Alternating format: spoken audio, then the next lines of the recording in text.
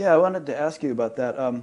We have a lot more to still talk about with step 2 of your teaching, but I'm wondering, you've been teaching for 30 years or something now, and what's your track record, and how is that track record improved, as you were just alluding, over time, and what may be trivial or silly to speak of percentages, but typically among the people who've been following you or working with you for some time, how are they doing, and to what extent do you feel like they've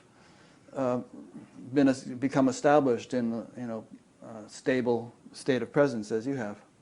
Well, I would say quite a few. I haven't counted them, but quite a few. And I have people coming to be with me, to sit with me and come to the retreats who've been coming for 20 years. Now, they're not coming because they're looking for anything anymore. They're coming because they like to sit in presence. And, their contribution is so valuable for new people who are attending because, with a bunch of mature students who are all deeply in presence, it really creates a powerful field of presence. And I'm very clear about not encouraging any kind of projection. The presence, what happens when I am very, very present, or there are other mature students with me who are very present, it's an invitation for the presence in others to awaken. You can't get anything from outside of yourself, but by being in a very strong field of presence, it invites the presence within you or within those who are attending the retreat to basically open up and to come into play.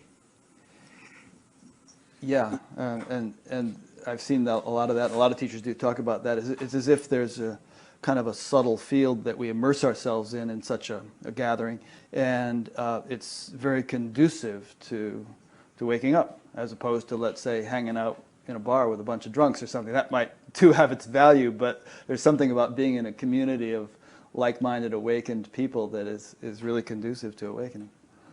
I agree with that, Rick. And for me, it's about the invitation. When people come to one of my retreats or one of someone else's retreats, it doesn't matter.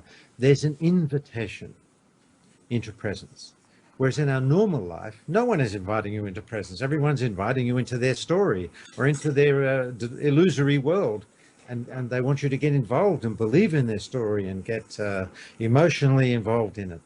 Whereas at a retreat, or in this situation, even watching this video, there's an invitation into presence. It's so simple. It's so available to us. Just be present. Just be here in this moment. No past, no future, just this moment. Your body is breathing. You're present with the sound you hear. You're present with what you see if your eyes are open. You can feel the air upon your face. It's so simple. And then you can be present anywhere. That's the beautiful thing about it.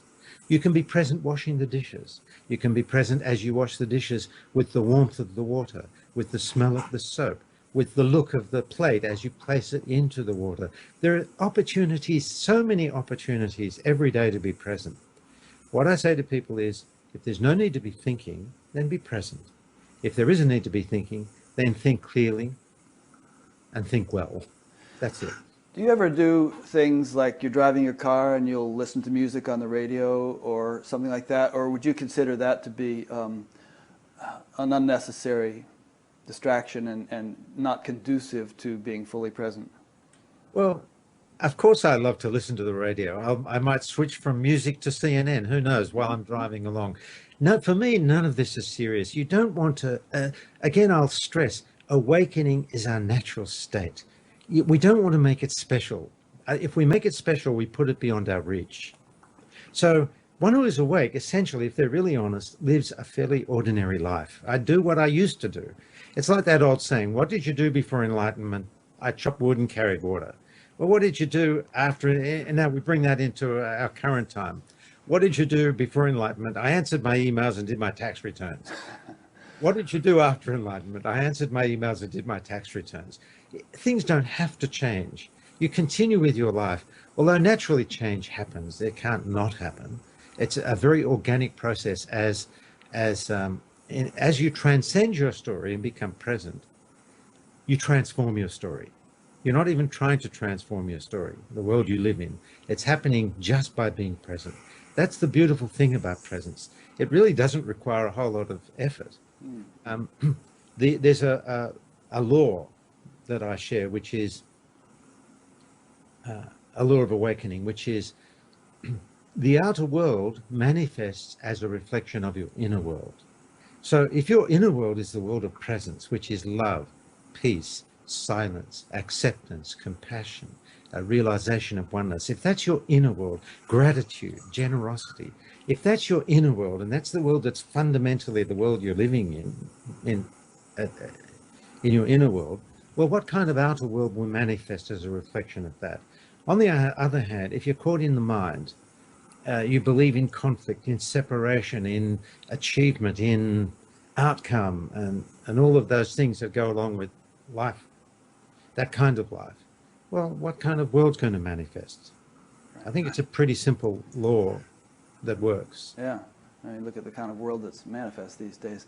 Well, it's a result of human unconsciousness. Yeah, the vast majority. Yeah. Absolutely.